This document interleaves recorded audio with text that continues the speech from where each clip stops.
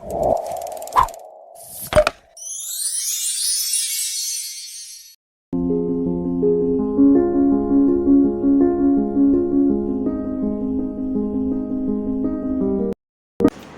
Everyone, welcome to the these classes. आज मैं आपको पढ़ाने वाली हूँ क्लास 5th के हिंदी का चैप्टर नंबर 1 जो है जय जय भारत माता कविता। विशेष प्रस्तुत कविता श्री मैथिली शरण गुप्त जी द्वारा रचित है। इस कविता में कवि ने भारत माता के अद्वितीय सौंदर्य का वर्णन किया है।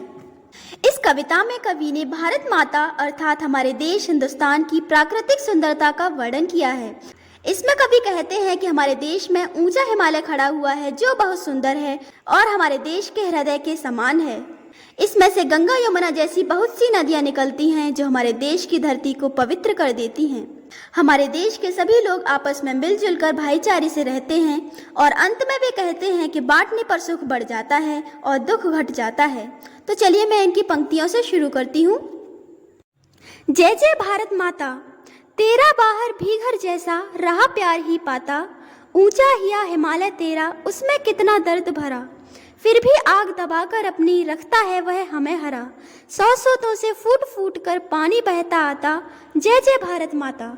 राष्ट्र कवि मैथिली शरण गुप्त जी ने पहली पंक्ति की शुरुआत भारत माता की जय जयकार से की है। वो इस पंक्ति में कहते हैं कि हे भारत माता तेरी जय जयकार हो, तेरा बाहर भी घर जैसा रहा प्यार ही पाता। इस पंक्ति में कवि कहते हैं कि हे भारत माता तेरा बाहर भी घर जैसा ही है और बाहर भी हमें घर जैसा ही प्यार मिलता है। ऊंचा हिया हिमालय तेरा उसमें कितना दर्द भरा, फिर भी आग दबाकर अपनी रखता है वह हमें हरा। इन पंक्तियों में कवि कहते हैं कि हे भारत माँ, विशाल हिमालय तेरे विशाल हृदय का प्रतीक है।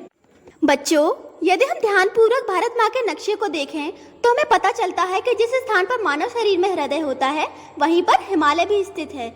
इसलिए कवि ने हिमालय को हृदय के समान बताया है।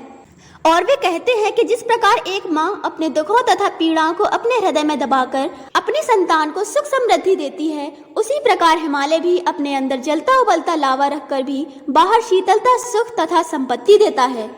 सौ सोतों से फूट फूट कर पानी बहता आता, जय जय भारत माता।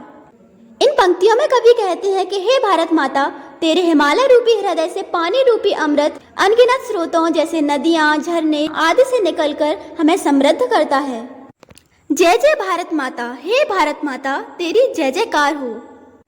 कमल खिले तेरे पानी में, धरती पर है आम फले, इस धानी आंचल में आहा कितने देश विदेश पले, भाई भाई से लड़े भले ही टूट सका क्या नाता, जय जय भारत माता।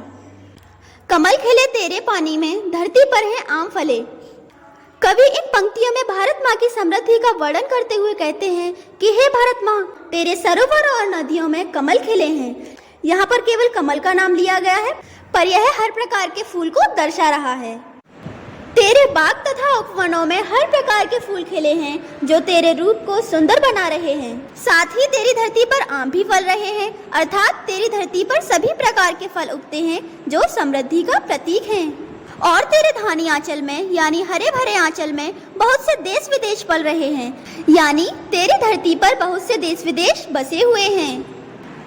भाई भाई से लड़े भले ही टूट सका क्या नाता। अब इस पंक्ति में कवि कहते हैं कि भाई भाई से चाहे कितना भी लड़ ले झगड़ ले लेकिन उसका नाता कभी नहीं टूटता, यानी उसका रिश्ता कभी नहीं टूटता। जय जय भारत माता, हे भारत माता आपकी जय जयकार हो। तेरी लाल दिशा में ही माँ चंद्र सूर्य चिरकाल उगे, तेरे आंगन में मोती ही हिलमिल तेरे हंस चुगे, सुख बढ़ जाता दुख घट जाता जब वह है बट जाता, जय जय भारत माता। कवि अंतिम पंक्तियों में कहते हैं कि तेरी लाल दिशा में, लाल दिशा यानी सूर्योदय की दिशा में, सूर्य और चंद्रमा चिरकाल उगे। चिरकाल उगे का मतलब हमेशा रहें और चमकते रहें। तेरे आंगन में मोती ही हिलमिल तेरे हंस चुगे। इस पंक्ति में कवि कहते हैं कि तेरे आंगन में, तेरी धरती पर हंस मिलजुल कर मोती चुगते हैं, सुख बढ़ जाता दुख घट जाता जब वह है बट जाता, जय जय भारत माता।